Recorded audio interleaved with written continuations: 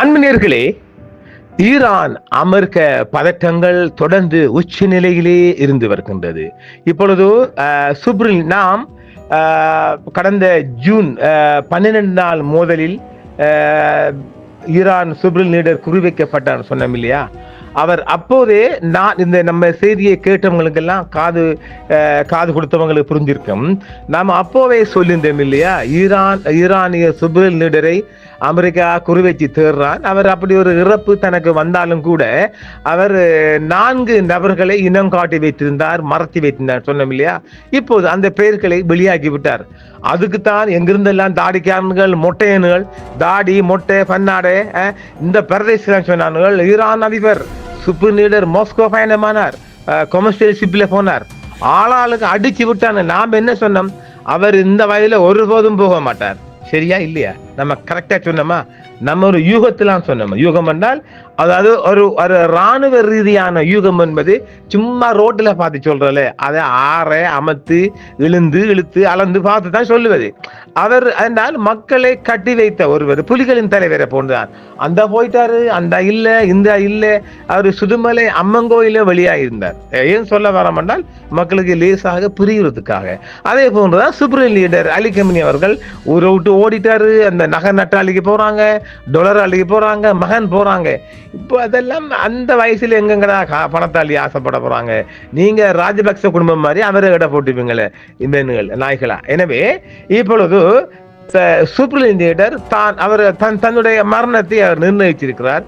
இந்த நாம் ஏற்கனவே மிக அதிகமாக நான் எதிர்பார்த்த கொண்டு இந்த யுத்தத்திலே மிக அதிகமாக சுப்ரீம் லீடர் பதுங்கி இருக்கக்கூடிய அல்லது பூமி அடியில் B2 பிளைட் மூலம் குறிவைக்கப்பட்டிருக்கின்றார். அநேகமாக இன்னும் 4 தினங்கள் 10 நாள் முடியுது இல்லையா?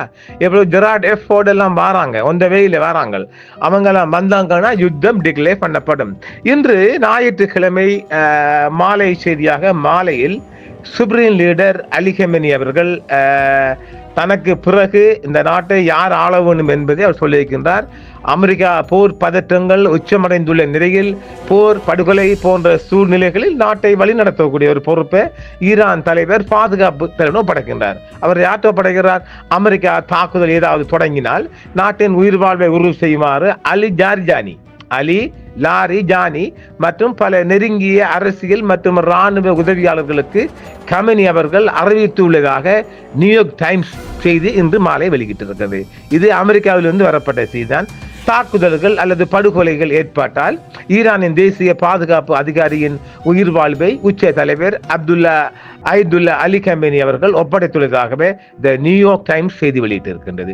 ஞாயிற்றுக்கிழமை இன்று வெளியிடப்பட்ட அறிக்கையின்படி தெஹ்ரானின் ஆட்சியை பாதுகாப்பதை நோக்கமாக கொண்ட தொடர்ச்சியான உத்தரவுகளை கமேனி அவர்கள் பிறப்பித்துள்ளதாகவும் பல மூத்த அதிகாரிகள் மற்றும் புரட்சிகர காவல் படை உறுப்பினர்களையும் அவர்கள் தெரிவித்திருக்கின்றார். அவருக்கு நாமினேட் பண்ணி இருக்கின்றார், டிக்ளேர் பண்ணி இருக்கின்றார்.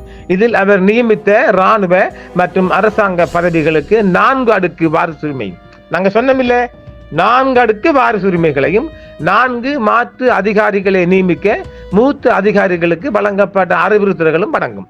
சரிதானே? இதை நாம அப்ப போன ஆண்டு அந்த யுத்தத்தின் போது சொன்னோம். அவர் 4 பேரை நியமிச்சுக்கிறார்.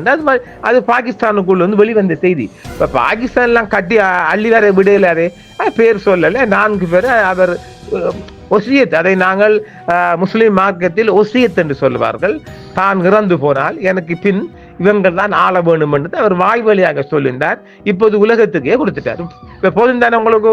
இப்ப எங்கட அவர் மூட்டையை கட்டி போன அந்த பெரிய மனுஷன் அவருடனான தொடர்பு தடைப்பட்டால் அல்லது அவர் கொல்லப்பட்டால் யாரு பெரியவர் விளங்கிச்சப்ப உங்களுக்கு?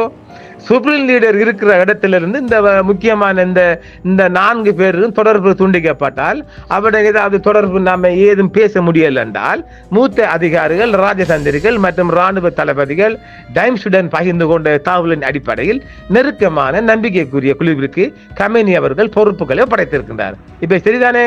தான் இல்லை என்றால் கொஞ்ச நேரத்தால ஒரு சமாதானம் பேச போனாலும் அப்படித்தான், தான் வரப்போல் என்றால் அப்படி வச்சிருங்க. அமெரிக்க இஸ்ரேல் தாக்குதல்கள் அல்லது தெஹ்ரானின் உயர் தலைமை படுகொலை செய்யப்பட்டால் ஈரானின் உயிர் வாழ்வை உறுதி செய்யும் ஒரு சில நெருங்கிய அரசியல் மற்றும் இராணுவ கூட்டாளிகளில் அலி லரிஜானியும் பெயரிடப்பட்டுள்ளார். நாட்டின் பாதுகாப்பு மற்றும் வெளியுறவு கொள்கை முடிவுகளில் இறுதி அதிகாரம் கொண்ட அமைப்பான உச்ச தேசிய பாதுகாப்பு கவுன்சிலின் செயலாளராக ஆகஸ்ட் மாதம் பாதுகாப்பு தலைவர் நியமிக்கப்பட்டிருந்தார். ஜூன் மாதம் இஸ்ரேலுடன் 12 நாள் போரின் போது கமெனி அவர்கள் தனக்கு பின்வரக்கூடிய 3 பேர்களை நொமினேட் பண்ணியிருக்கின்றார். உச்ச தலைவர் பதவிக்கான வேட்பாளர்களில் போட்டியாளர்களில் லாரிஜானி கிட்டத்தட்ட நிச்சயமாக இல்லை என்றாலும் அவர் ஒரு மூத்த சியா மதகுரு அல்ல என்பதால் அந்த பதவிக்கு தேவையானவர். ஈரானின் உயர்மட்டம் அளிக்கப்பட்டால் 6 சுப்ரீம் லீடர் கொல்லப்பட்டால் நாட்டை நிர்வகிப்பதற்கான சிறந்த வேட்பாளர்களில் ஒருவர் என்று அவர் அறிக்கை கூறுகின்றது.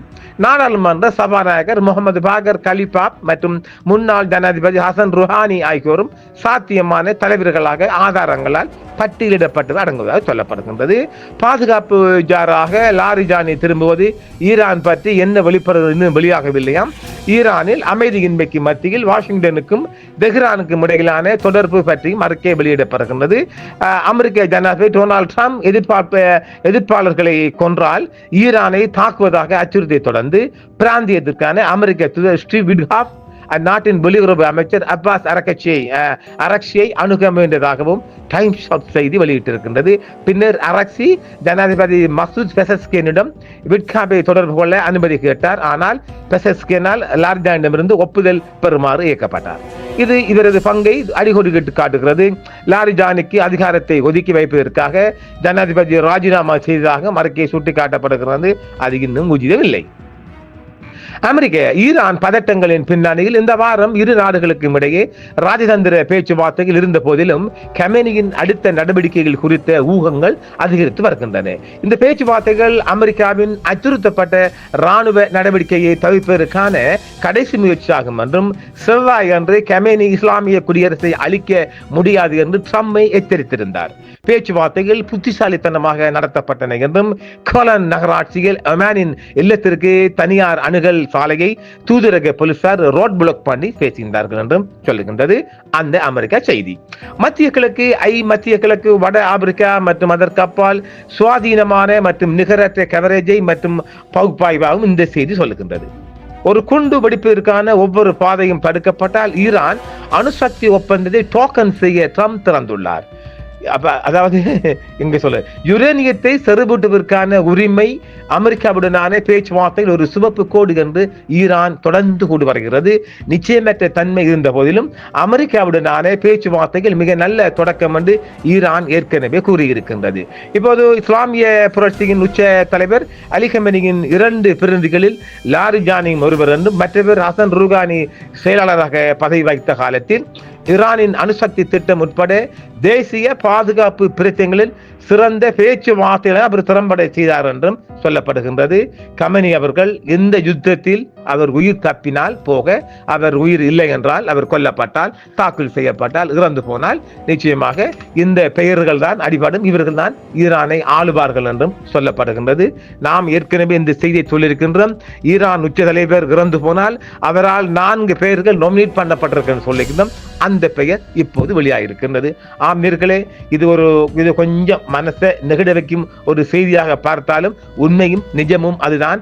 தான் கொல்லப்பட்ட பிற்பாடு அந்த நாட்டை ஆளக்கூடிய ஒருவரை 2 பேரை 4 பேராக அவர் டிக்ளேர் பண்ணி இருக்கின்றார். அது நாளை இன்று நமக்கு அதிகாலை செய்தி என்றாலும் இன்று திங்கட்கிழமை தான் இது ஒரு பரபரப்பான செய்தியாக உலக பரப்பில் வெளிப்படும் என்றும் எதிர்பார்க்கின்றோம். ஆம் நேர்களே, ஈரான் செய்திகள், ஏராளமான செய்திகள் பெண்டிங் கிடக்கின்றது. ஆப்கானிஸ்தான் பக்கமாக, ஈரான் பக்கமாகவும் உள்ளிருந்து வருகின்ற செய்திகள், பாகிஸ்தான் பக்கமாக வருகின்ற செய்திகள் ஏராளமாக பெண்டிங் கிடப்பதால் நாம் பிட்ட செய்திகளை வழங்க வேண்டி இருக்கின்றோம். நிச்சயமாக தொடர்ந்து இணைந்திருங்கள். தொடர் செய்திகளை ஈரான் பக்கம் இருந்து வழங்குவோம். ஒரு கிழமைக்கு நாம் ஸ்ரீலங்கா பக்கம் தலை வைக்காமல் விடுவோம் என்பதையும் சொல்லி மீண்டும் மற்றொரு காணொளி சந்திப்போம் நேர்களே. என்றும் உங்களுடன் சன்ரைஸ் இந்தியா டிவி சப்ஸ்கிரைப் பண்ணுங்கள், பெல் பட்டனையும் கிளிக் செய்யுங்கள். உங்கள் ஆதரவே எங்கள் சேவை. ஆதரவு தாருங்கள், அரவணைப்போம். மறக்காம சர்ப்ரைஸ் பண்ணுங்க. தேங்க்யூ.